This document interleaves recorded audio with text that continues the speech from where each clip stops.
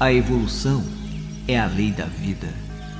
O número é a lei do universo. A unidade é a lei de Deus. Pitágoras.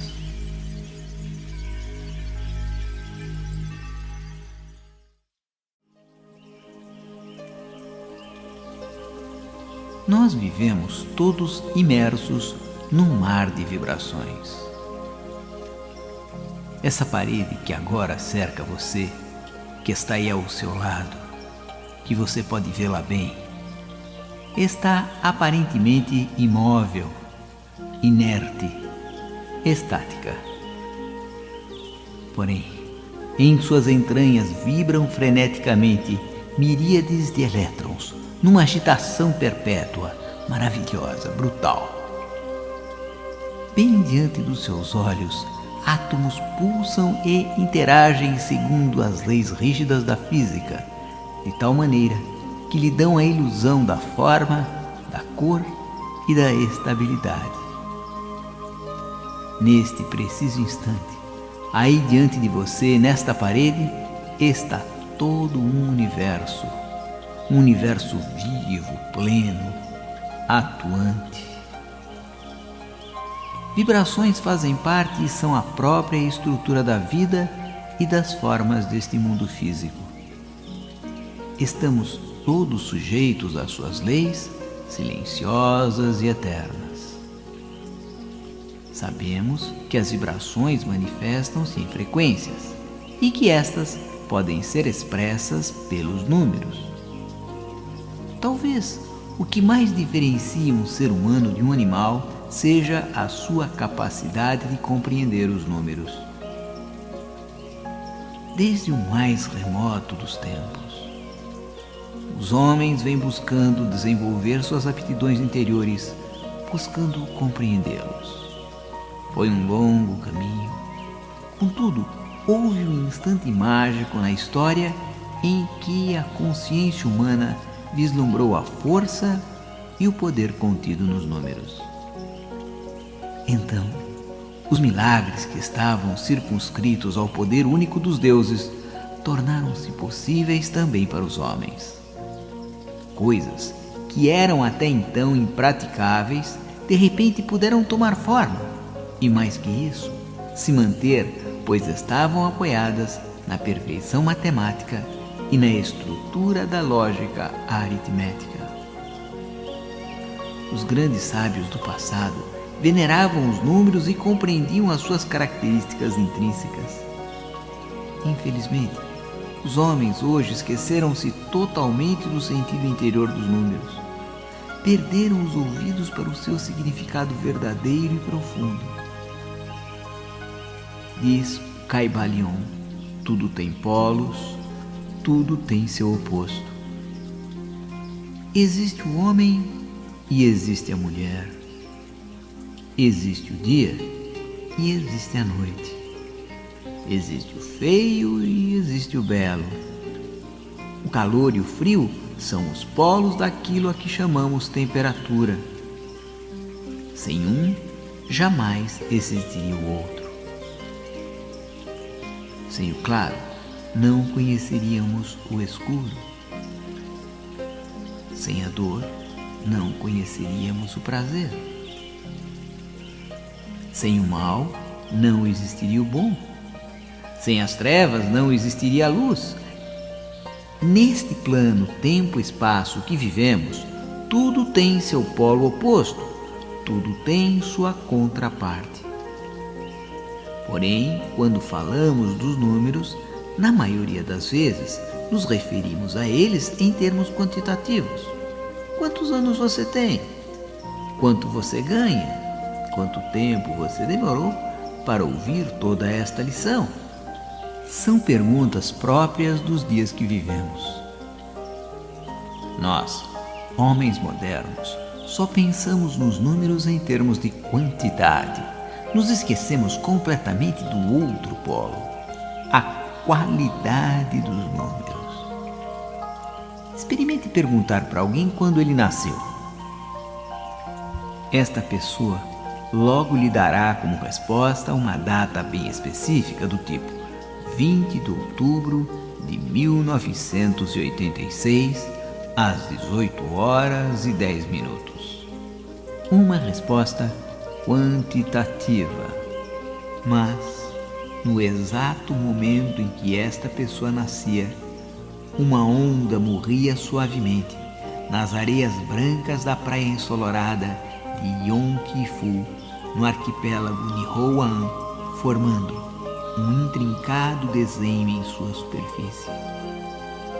Ao mesmo tempo, numa praça florida de Roma, envolta por uma suave fragrância de rosas, batida por um sol da tarde, uma pomba pousava sobre um chafariz de mármore. Na Bahia, num ritual de sangue, uma galinha era sacrificada por um terrível feiticeiro. Numa alta montanha do Tibete, num templo sagrado, um monge contempla meditativo as espirais que a fumaça de um incenso fazia.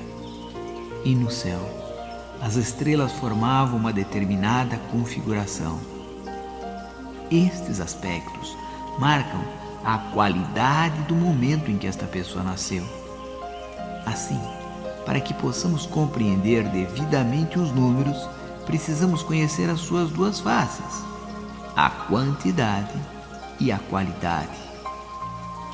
A matemática estuda a primeira faceta, a numerologia estuda a segunda.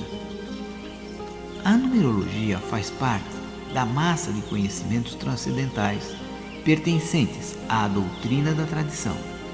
Porém, a forma que a conhecemos hoje se deve a uma figura lendária que viveu num tempo muito especial, quando estranhos fatos conturbaram a face do planeta. Foi no 6º século a.C., ocasião em que terríveis acontecimentos tiveram lugar quase que simultaneamente.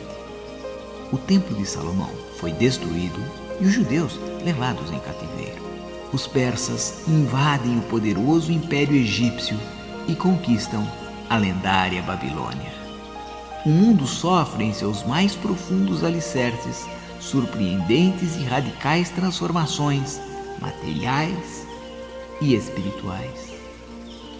Esta foi mesmo uma época muito especial, quando as estruturas foram derrubadas, deixando espaço aberto para o florescimento de uma nova maneira de pensar, abrindo as portas para que grandes mestres de sabedoria encarnassem em vários pontos do planeta, trazendo uma mesma mensagem de conscientização e espiritualidade aos seres humanos. Porém, cada uma revestida por uma roupagem diferente. Foi assim que tivemos na China a sábia presença de Lao Tse. Também foi assim que, em pleno coração da Índia, bem às margens do rio Ganges, nesta época, ensinava Shakyamuni, considerado o último Buda. Ao mesmo tempo, na região que hoje é conhecida por Itália, Numa Pompílio organizava a religião, introduzindo os deuses sabinos e criando o calendário sagrado.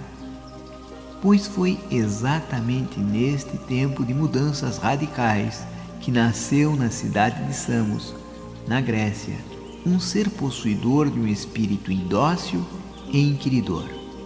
Ficou conhecido pelo nome de Pitágoras. Ele possuía uma insaciável sede de saber. Ainda muito jovem, tornou-se discípulo de Anaximandro, com quem aprendeu as possibilidades de investigar e compreender o universo. Mas, insatisfeito com os estreitos limites do conhecimento que estavam ao seu alcance imediato, abandonou seu país e percorreu todo o mundo antigo, desde o misterioso Egito até os mais distantes confins da Ásia e da África, passando inclusive pela Babilônia, absorvendo avidamente todos os ensinamentos possíveis. Tudo a ele interessava: política, geografia, astronomia, costumes, religião, magia, música, ciência ou esoterismo. Nada lhe escapava. Foi assim que adquiriu toda a sabedoria dos arcanos da antiga magia do Oriente. Compreendeu e participou das mais secretas iniciações egípcias e dos judeus cativos. Recebeu a tradição oculta da Cabala. Depois de muita peregrinação, ele voltou para a Grécia. Baseado na profusão de conhecimentos que adquiriu em suas viagens, montou uma academia, onde formulou, de acordo com o pensamento ocidental, a sua própria filosofia. Ele apoiava-se em dois princípios fundamentais. Primeiro, na imortalidade da alma, e segundo, na crença de que a salvação dos homens estava na descoberta das relações numéricas responsáveis pela harmonia do cosmos. Sua sabedoria logo pegou fama e cresceu. Muitos jovens foram atraídos pelos seus ensinamentos. Porém, seus discípulos, banhados pela luz dos novos conhecimentos, logo tornaram-se também participantes ativos da política regional. E como compreendiam o mundo de maneira diversa dos demais, terminaram provocando uma revolta conhecida como dos crotonenses. Para não ser morto pelos senhores do poder, Pitágoras foi obrigado a abandonar a cidade de Crotona e refugiar-se no Metaponto, no sul da Itália. Lá fundou uma espécie de escola iniciática, onde transmitia a adeptos rigorosamente selecionados ensinamentos que deviam ser guardados dentro do mais absoluto segredo.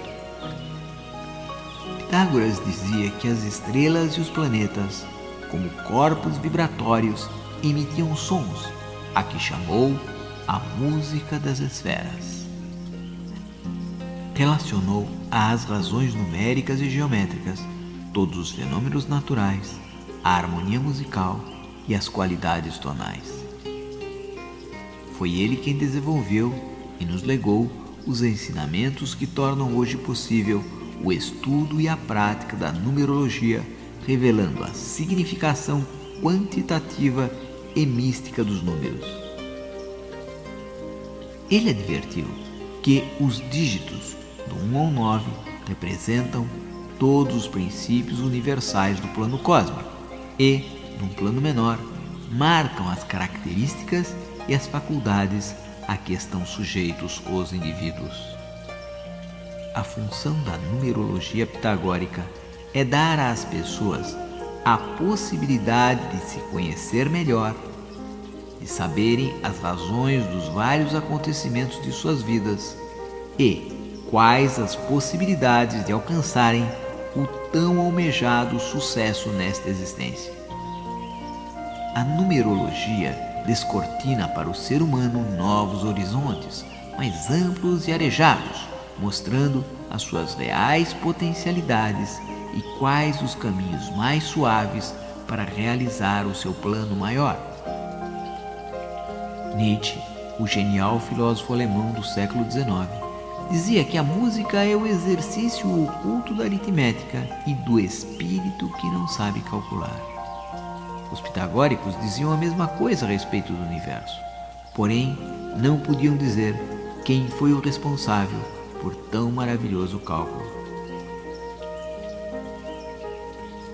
Pitágoras deixou a seguinte frase para nós: a evolução é a lei da vida, o número é a lei do universo, a unidade é a lei de Deus.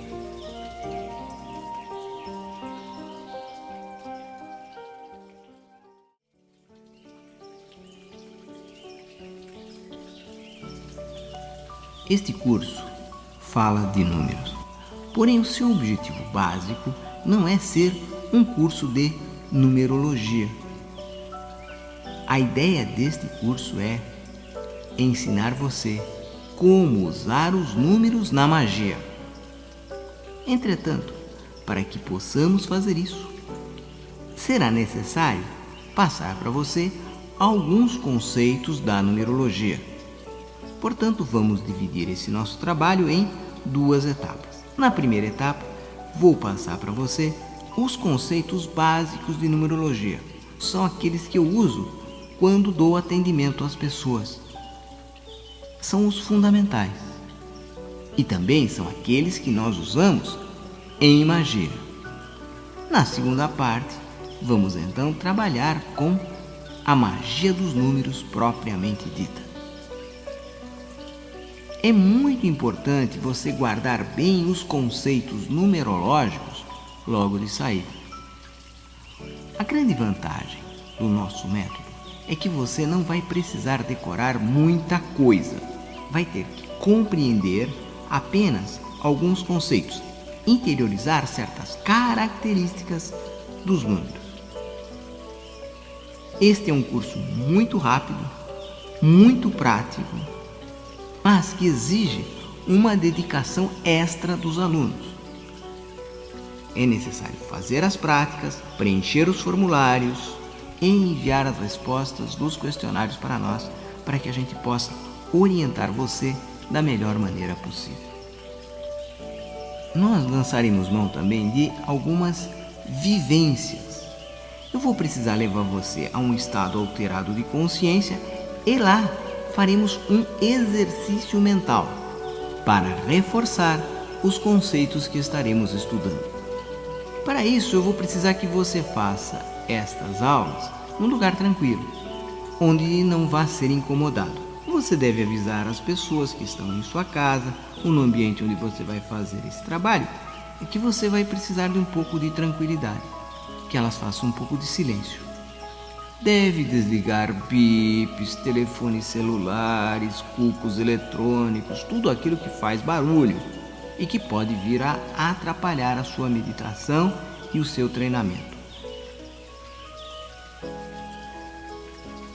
Num lugar tranquilo, com um reprodutor de CD, papel em branco, a apostila, lápis à vontade, apontado, borracha se precisar, comece a aula. Sempre no princípio de todas as aulas existe um relaxamento profundo, porque é necessário quebrar toda a vibração nociva do mundo lá de fora. Muitas vezes vamos fazer nossos estudos e estamos estressados, cheios de problemas, carregando uma série de neuras e cargas. Outra coisa, durante alguns dos exercícios, eu vou pedir para você usar a sua imaginação. Isso é uma coisa que acabou quebrando um pouquinho a minha cabeça quando eu comecei a dar estes cursos de mentalização e visualização mental. Porque logo no princípio, tinha um exercício que eu dizia assim: visualize uma laranja, visualize uma maçã, visualize uma mesa. E as pessoas vinham para mim e diziam assim: Arsênio, eu não estou vendo nada. E o problema, depois de muito pensar, eu compreendi que o problema era exatamente esse: ver. As pessoas querem ver com os olhos físicos. Errado, tem que ver com os olhos da mente, os olhos internos. Porque os olhos físicos estão fechados e eles foram feitos para ver coisas físicas. Olhos da mente. Veja, imagine aí diante de você agora um porquinho cor-de-rosa, de pé, cartolinha, bengalinha na mão e vestindo um paletó que é um fraque. E ele está dançando. Você criou ele com sua mente. Certamente você não está num circo vendo um porquinho dançar.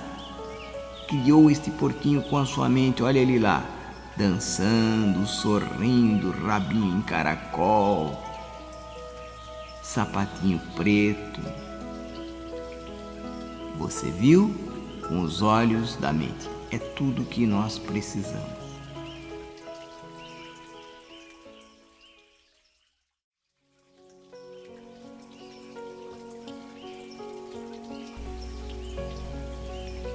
Vamos agora falar um pouco sobre a cosmogonia. Cosmogonia é a ciência que trata da origem e da evolução do universo. A cosmogonia é regida por 4 leis: a lei do 3, a lei do 7, a lei do 9 e a lei do 12. A cosmogonia diz que tudo no universo obedece a estas leis. Um exemplo da lei do 3. A uma ação corresponde uma reação que resultará num determinado equilíbrio, num novo equilíbrio.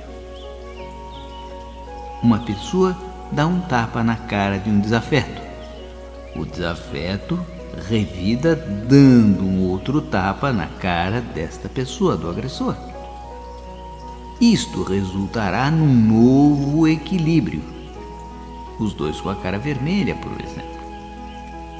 Porém, se essa contenda não acabar no 3, se desdobrará até o 7.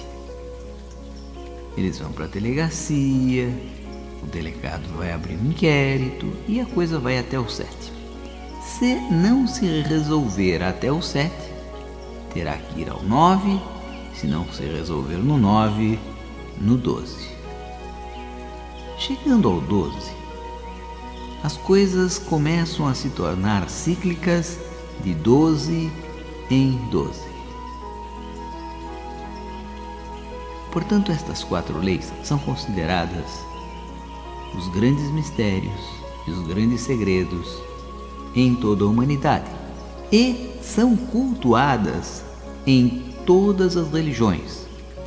Você verá estes símbolos expressos em todas as religiões conhecidas. Isto está nos fundamentos destas religiões e faz parte da massa de conhecimentos que é chamada doutrina da tradição. Aquela massa de conhecimentos que é passada mestre-discípulo, boca-ouvido, por séculos e séculos. Esta doutrina da tradição diz que a verdade total e absoluta é o ponto. E você verá isso em todas as civilizações. O ponto, por definição, é infinitamente pequeno, não tem dimensão.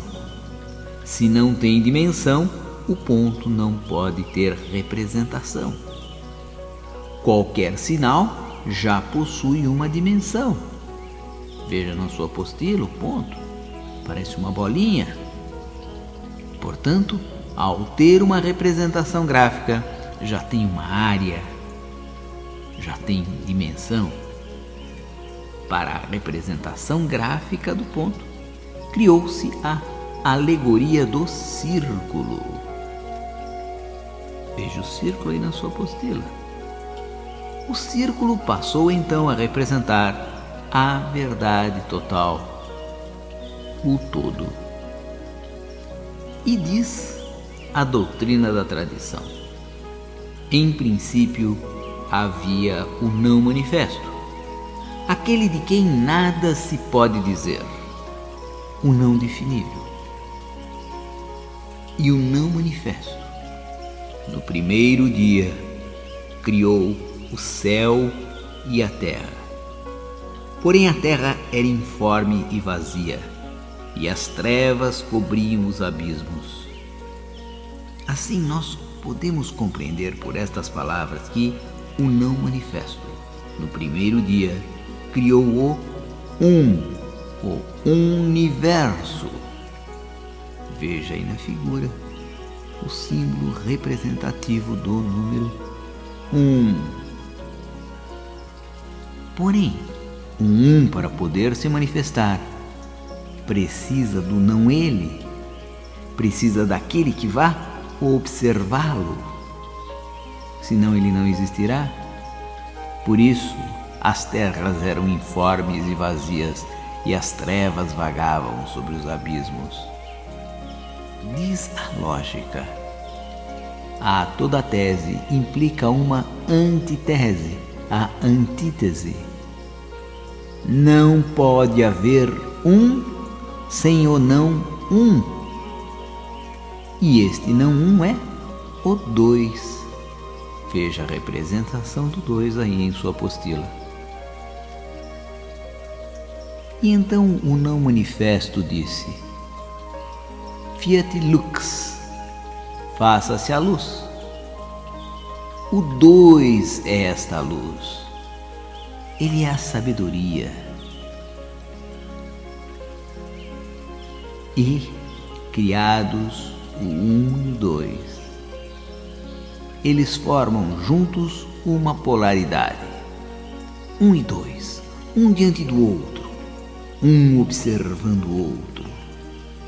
Uma tensão é formada, e esta tensão vai se resolver na lei do 3, a criação do 3. A soma do universo com a luz resulta no 3. A criação do firmamento que separou as águas de baixo das águas de cima. O 3 é o resultado inevitável da oposição 1 e 2. Portanto, a criação do 1 implica a manifestação direta do 2 e do 3, cumprindo assim a lei do 3. Vemos isto na Santíssima Trindade, Pai, Filho e Espírito Santo, na Santíssima Trindade hindu, Brahma, Shiva e Vishnu, na Trindade primitiva, raio, trovão, tempestade. O 3 é o ser criado da união do Pai Cósmico com a Mãe Luz. Porém, ele é um ser criado, mas ainda não manifesto. O 4 é o número da matéria. Veja o número do 4 aqui em sua apostila. Ele é o número da matéria, os 4 elementos primordiais: terra, água, fogo e ar. As 4 dimensões da matéria: altura, largura, profundidade e tempo. Os 4 pontos cardeais. Porém, a matéria, para se manifestar, precisa da não matéria. E é aí que surge o 5. Veja a figura do 5, compare-o com a figura do 2. Parece o 2 diante de um espelho.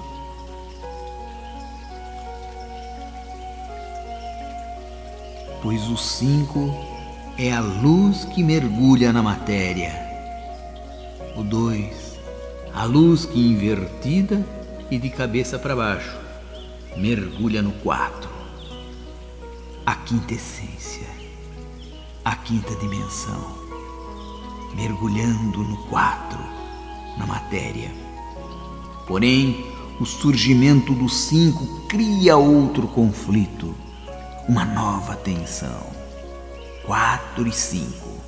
E esta nova tensão, matéria e luz coagulada, vai se resolver no 6.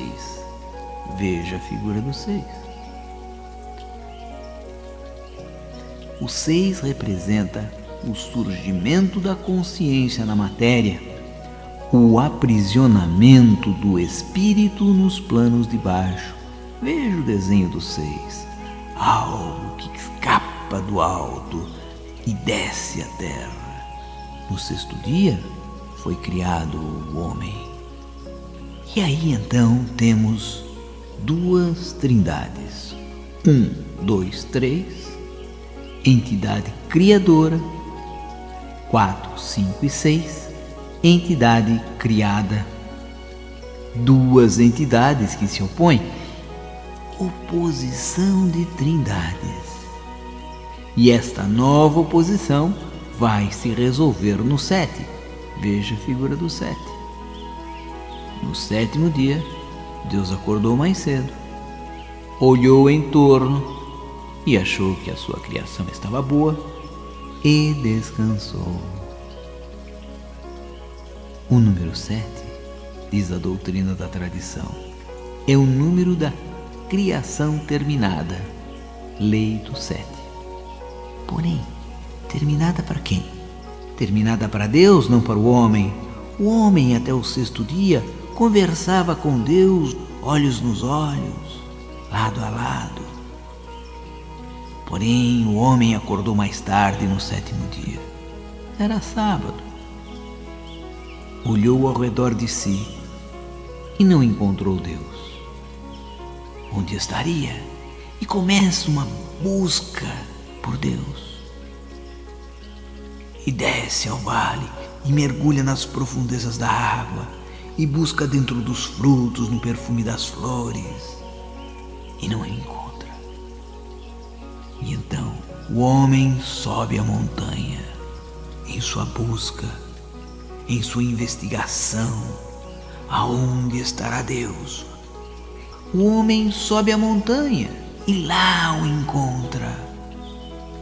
No alto da montanha, Moisés viu as sarças ardentes. No alto da montanha, Mestre Nazareno olha nos olhos de Deus e faz a grande transfiguração. Este é o 7. Porém, pela lei da polaridade, a toda subida se opõe uma descida. O 8, veja a figura, representa trazer o contato com o divino às planuras do mundo. Moisés sobe, recebe das mãos de Deus as tábuas da lei e desce a montanha, trazendo consigo o bem mais precioso. E ali, quando ele reencontra o seu povo, fica desesperado, joga as tábuas ali no chão, porque ele havia se sacrificado tanto para subir aquela montanha, havia se preparado, jejuado, e contava que os seus o estariam esperando.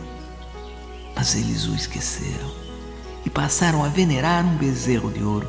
Esse é o grande problema da realização do 8.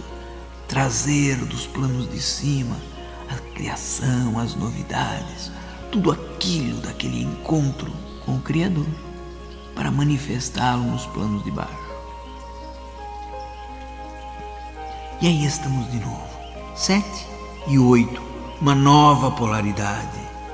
E esta polaridade se resolve no 9. Veja a figura do 9. O 9 representa a subida do espírito, a sublimação da matéria, o final da experiência. O 9 é a sublimação da experiência da criação. O fundamento da natureza quantitativa dos números é o mesmo nas escolas pitagóricas e nos conhecimentos herméticos do Antigo Egito. Também não é à toa, porque sabemos que Pitágoras, em sua busca por conhecimento, caminhou pelas terras egípcias, fez várias iniciações no interior das pirâmides e recebeu os conhecimentos herméticos, que dizem trazido aos homens por Tote, e criou a sua escola pitagórica com eles. Este mesmo conhecimento da qualidade dos números tem ordenado e inspirado todas as grandes obras de arte do mundo. Sem este conhecimento, estamos barrados. Nossa compreensão fica impedida de obras como as de Dante Alighieri, de Homero. Sem este conhecimento, jamais desvendaremos os segredos que estão gravados nas pedras das catedrais góticas. Sem compreender a qualidade dos números, nós ficaremos de fora do verdadeiro conhecimento, da arte da magia, da compreensão do sistema do universo. Este é o convite deste curso a você. Primeiro, vamos compreender o que os números trazem na sua face de qualidade. Sabemos a quantidade, aprendemos nas escolas. Agora, qualidade. E depois, como usar esta qualidade a nosso favor e a favor de nossos irmãos de uma forma mágica. Esta é a segunda parte deste nosso trabalho.